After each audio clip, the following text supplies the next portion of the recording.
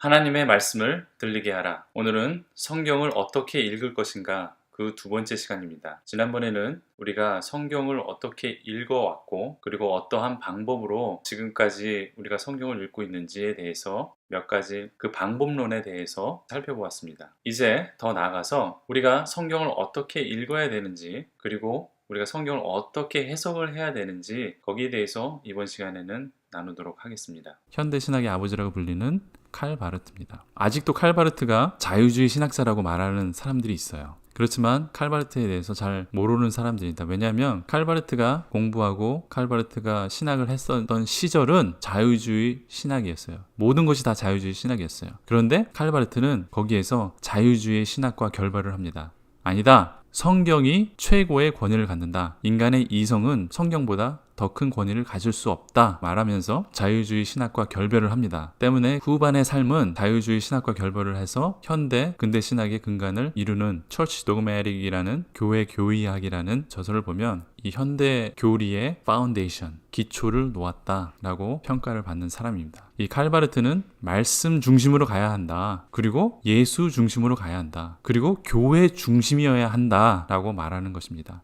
교회 밖에서의 성경 해석은 있을 수 없다. 교회에서만이 성경을 해석할 수 있다 주장을 했습니다. 그리고 칼바르트가 한 아주 유명한 말이 있죠. The answer is Jesus. What is the question? 그렇게 얘기했는데 말하면 해답은 예수입니다. 당신의 질문은 무엇입니까? 이런 아주 유명한 이야기를 남겼는데 모든 것의 answer, 모든 것의 해답은 바로 예수 그리스도다. 예수 중심이다 라고 말했고 우리는 말씀으로 돌아가야 한다. 말씀의 권위로 돌아가야 한다라고 주장한 사람이 칼바르트입니다. 칼바르트의 제자가 하나가 있는데 토마스 토렌스라는 사람입니다. 토마스 토렌스 스코틀랜드 출신의 신학자인데 칼바르트의 제자였어요. 칼바르트는 독일어권인데 영어권에 알린 사람이 바로 토마스 토렌스입니다. 탐 토렌스라고 이야기도 하는데 이 칼바르트 신학의 전문가죠. 뿐만이 아니라 칼빈의 성경 해석학을 이해하는 데 큰 공헌을 하기도 합니다. 그래서 칼빈주의자들이 통찰하지 못했던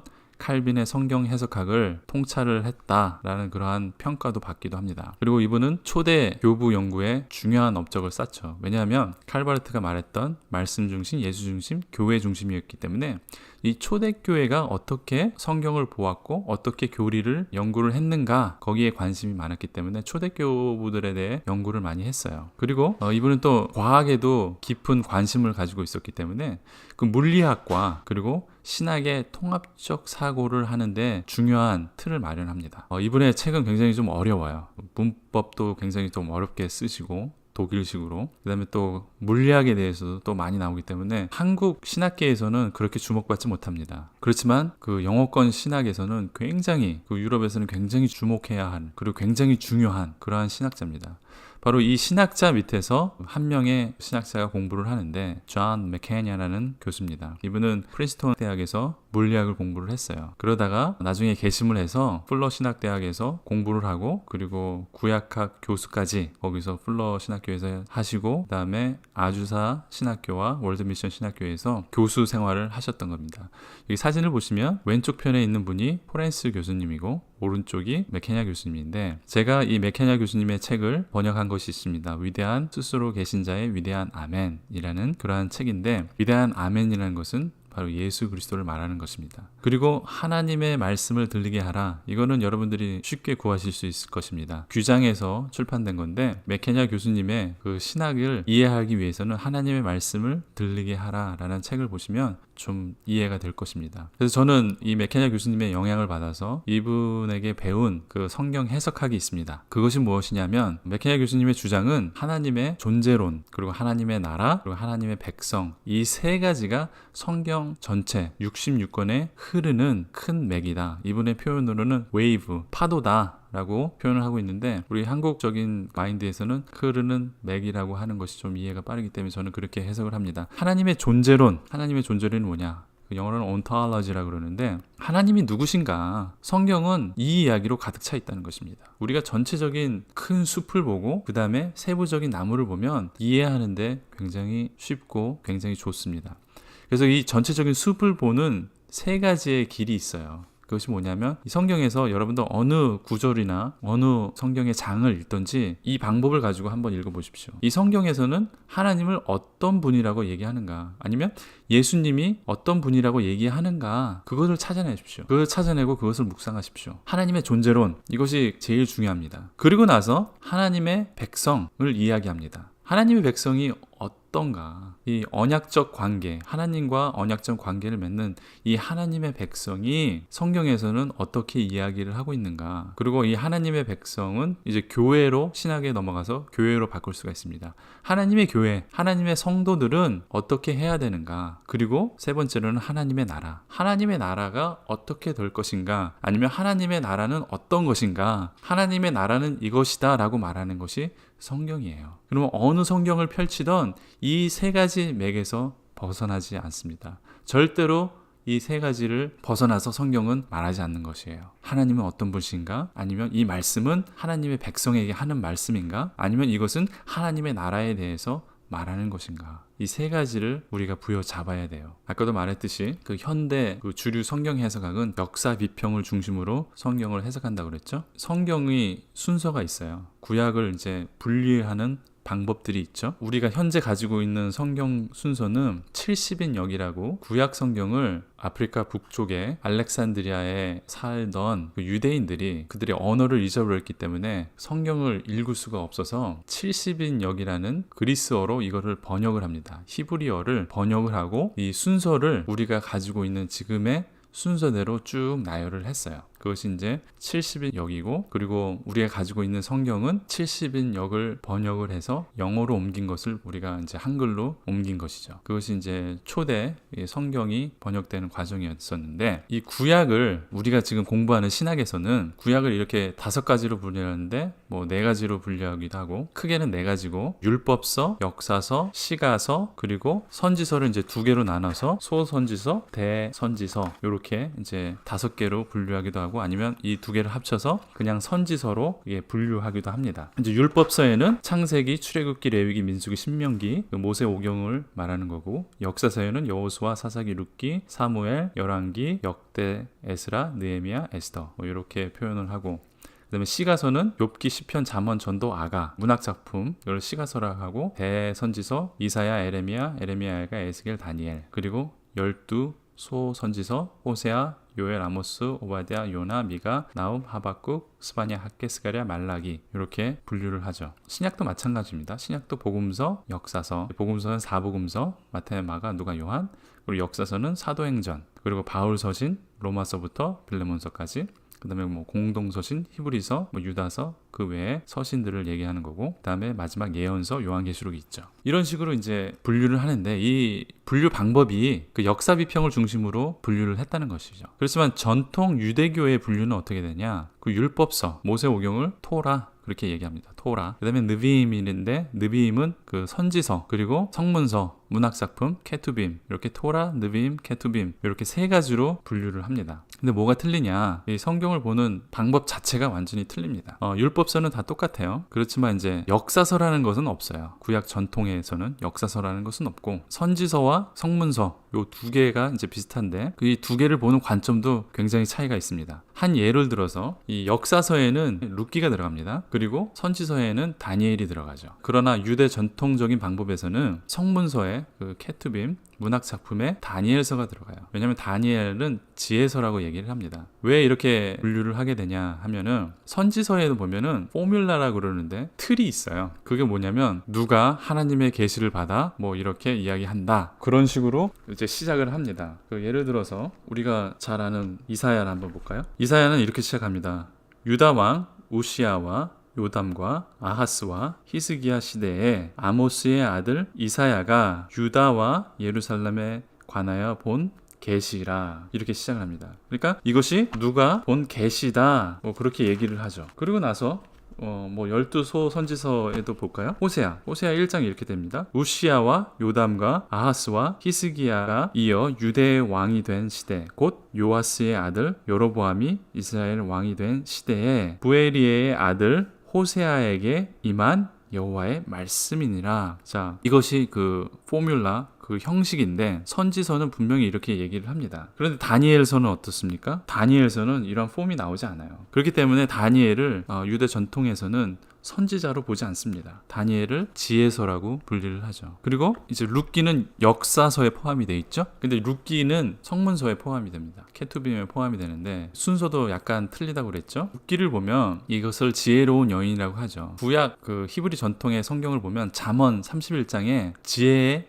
여인은 이렇게 지혜롭게 산다, 뭐 그런 식으로 31장 지혜의 여인이 쭉 나옵니다. 잠언 31장을 딱 보니까 신학자들이 이거는 인간으로서는 이렇게 살 수가 없다. 지혜로운 여인이 그 가정을 일으키고 남편을 일으키고 뭐 밤새도록 일하고 이거는 말이 안 된다. 그렇기 때문에 이 잠언 31장에 나오는 이 지혜로운 여인은 지금까지 말했던 잠언 30장을 통 털어서 지혜가 여성 명사니까 잠언 31장은 마지막 총정리로 여인이 되었을 때, 지혜가 여인이 되었을 때 이렇게 될 것이다 라고 이야기를 합니다. 그 지혜의 의인화, 이렇게 신학교에서 배웠고 이렇게 가르칩니다. 그런데 히브리 성경을 딱 보면 어떻게 되는지 아십니까? 잠언 31장 지혜의 여인의 이야기가 딱 끝나요. 비현실적인 이 여인이 딱 끝나요. 그러고 나서 룻기가 딱 이야기가 나오죠. 바로 이 룻이 지혜로운 여인입니다. 벌써 성경 해석에 큰 차이가 나게 되는 것이죠. 역사 비평을 통해서 순서를 분리하고 바라봤을 때 성경을 보는 방법과 해석하는 방법이 큰 차이가 나게 되는 것이죠. 자, 이렇게 신학적 해석 방법론으로 봤을 때 신학적이라는 말은 아까 제가 말씀드렸듯이 그 세 가지 흐르는 맥 말씀하셨죠. 하나님의 존재론, 하나님의 백성, 하나님의 나라. 이것을 이제 신학적 해석이라고 학자들은 분리합니다. 그리고 현대 주류 학자들은 이 신학적 해석 방법을 받아들이면 안 된다라고 그렇게 주장을 합니다. 그렇지만 제가 볼 때는 역사적 비평보다는 훨씬 좋은 방법론이라고 생각합니다. 때문에 앞으로는 신학적 해석 방법론이 계속해서 발전을 하게 될 것입니다. 자, 이렇게 신학적 해석 방법론으로 봤을 때 이 역사 비평을 내려놓고 성경을 보면 이렇게 지혜로운 여인이 누구인가, 벌써 잠언 31장을 해석하는 방법도 달라지고요. 다니엘도 해석하는 방법이 달라지게 됩니다. 다니엘서에서 주장하는 것은 지극히 높으신 하나님입니다. 하나님이 누구냐? 바로 그 부분을 찾아야 된다는 것입니다. 하나님의 존재론에 대해서 이야기를 하죠. 그리고 또 다니엘은 무엇을 얘기합니까? 거기에 예언이 나오죠. 하나님의 나라가 이제 어떻게 될 것이다. 그리고 하나님의 백성들이 어떻게 될 것이다. 언제 회복될 것이다. 그 이야기가 다 나옵니다. 벌써 이 성경을 보는 그런 관점과 방법이 달라진다는 것입니다. 자, 또 한 예를 볼까요? 우리가 역사 비평으로 이제 창세기를 한번 봅니다. 창세기는 모든 것의 시작이 된다. 많이 들어보지 않으셨습니까? 그 창조의 시작 1장과 2장 창조는 이렇게 시작이 된다. 그 다음에 죄와 심판의 시작 3장부터 11장까지는 죄와 심판이 이렇게 시작이 되었다. 인류의 역사가 죄와 심판의 역사로 시작이 된 것이다. 그렇게 보고 있는 것이죠. 또 이것이 이스라엘 역사의 시작이다. 아브라함을 하나님이 부르시죠. 이렇게 이 역사적으로 창세기를 바라봅니다. 그러면 우리가 말한 하나님의 존재론과 하나님의 백성과 하나님의 나라를 이 세 가지 맥으로 바라보는 신학적 해석을 보면 우선 하나님의 존재론, 하나님이 누구신가? 창세기에는 이것으로 가득합니다. 바로 엘로힘, 이 하나님이 여호와다. 그래서 의도적으로 성경에서는 엘로힘과 여호와를 섞어서 씁니다. 너희 조상들의 하나님이 바로 우리를 구원해 주신 여호와 하나님이다. 이렇게 얘기를 하고 있는 거죠. 그 다음에 하나님의 백성이 어떻게 시작이 됐고 어떻게 성립이 됐는가? 언약적 관계를 통해서 아브라함과 언약적 관계를 통해서 하나님의 백성이 시작이 되었다. 하나님의 백성이 establish, 성립이 되었다. 이렇게 이야기를 하는 것입니다. 그리고 하나님의 나라가 이제 어떻게 될 것인가 창세기는 말하고 있죠. 두 가지의 방법론, 이 두 가지의 시각을 놓고 봤을 때 비슷하기도 하지만 차이가 납니다. 우리가 바라보아야 하는 것은 하나님이 정말 어떤 분이신가. 하나님이 천지를 만드신 분이고 하나님이 이스라엘 백성들을 구원하신 분이고 하나님이 이 언약을 통해서 이 사랑의 관계를 성립하셨다라는 것을 이해를 해야 되는 그러한 관점으로 변하게 되는 것이죠. 단순히 우주는 이렇게 시작이 되었다. 거기서 그치는 것이 아니라 하나님이 이 우주를 만드신 분이구나까지 깨닫는, 하나님이 어떠한 분이신가까지 깨닫는 그러한 방법까지 들어가야 된다는 것입니다. 그러한 결론까지 들어가야 한다는 것이죠. 자, 우리가 마지막으로 결론을 보겠습니다. 우리가 성경을 어떻게 읽을 것인가? 하나님의 존재론을 통해서, 좀 쉽게 이야기하면 하나님이 어떤 분이신가 이 성경을 통해서 찾으십시오. 성경 몇 구절을 읽더라도 요 세 가지 방법, 하나님이 어떤 분이신가, 하나님의 백성이 누구인가, 또는 하나님의 백성을 어떻게 이야기하고 있는가, 또는 하나님의 교회를 어떻게 이야기하고 있는가, 그것들을 보시고, 또 하나님의 나라가 어떠한 나라인가, 하나님이 만드실 궁극적인 하나님의 나라는 어떤 것인가, 그것들을 우리가 바라봐야 한다는 것이죠. 간단한 예로 성경 중에서 가장 어렵다고 하는 요한계시록을 한번 보십시오. 교회에서도 많이 설교하지 않습니다. 많이 다루지도 않아요. 다루어 봤자 앞에 뭐 7교회 그 정도만 다루지, 그 외에는 너무 어렵다, 잘못하면 이단에 빠진다, 그래서 우리가 회피하고 있습니다. 그렇지만 여러분 다시 한번 요한계시록 한번 읽어보십시오. 요한계시록에 예수님이 어떤 분이신가, 하나님의 존재론이죠. 요한계시록에서는 그냥 예수님을 그냥 예수님이라고 표현하지 않습니다. 표현하지 않는데 예수님을 죽음을 당하신 어린 양, 그리고 예수님을 묘사할 때도 그냥 묘사하지 않죠. 뭐 눈은 불꽃 같고, 그 발은 어떻고, 그 옷은 어떻고, 그 수식어를 굉장히 많이 붙입니다. 그걸 통해서 우리는 예수님이 어떤 분이신가 알 수 있어요. 요한계시록은 그것 때문에 쓰인 것입니다. 하나님이, 예수님이 어떤 분이신가, 예수님을 이해하고 싶다면 요한계시록을 읽어보십시오. 그리고 요한계시록에는 하나님의 백성, 이제 하나님의 백성이 어떻게 회복될 것이고, 하나님의 백성이 어떻게 될 것이다, 그리고 또 하나님의 백성이 고난을 받을 것이다, 그럼에도 불구하고 그 고난을 이기면 승리하게 된다, 이야기를 하고 있는 거죠. 그 다음에 하나님의 나라, 이제 이루어질 하나님의 나라가 어떤 나라인가를 보여주고 있는 것이 요한계시록입니다. 물론 그곳에는 상징도 나오고 여러 가지 예언도 나옵니다. 하지만 그것을 억지로 해석하려고 하면 오류에 빠지고 이단에 빠질 수가 있는 것이죠. 하지만 그런 것들을 내려놓고, 우리가 이해할 수 없는 부분도 있습니다. 하지만 그것들을 내려놓고 하나님의 존재와 하나님의 백성, 하나님의 나라에 초점을 맞추면 나머지 우리가 내려놓은 그 부분도 점차 이해가 될 수 있다는 것이죠. 그러니까 우선 여러분들 성경 어디를 읽더라도 이 세 가지를 가지고 한번 읽어보시라는 것입니다.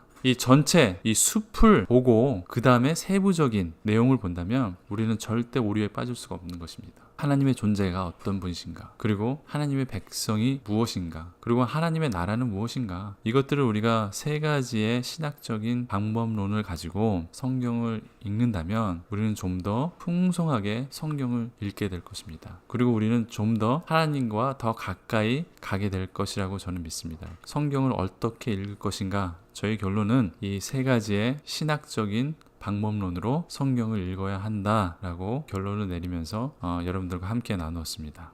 이것이 도움이 되었다면 구독 신청해 주시고요. 우리 주변에 있는 사람들과 함께 나누길 원합니다. 여러분들의 지인에게 링크를 보내주시면 또 함께 나누는데 큰 도움이 되겠습니다.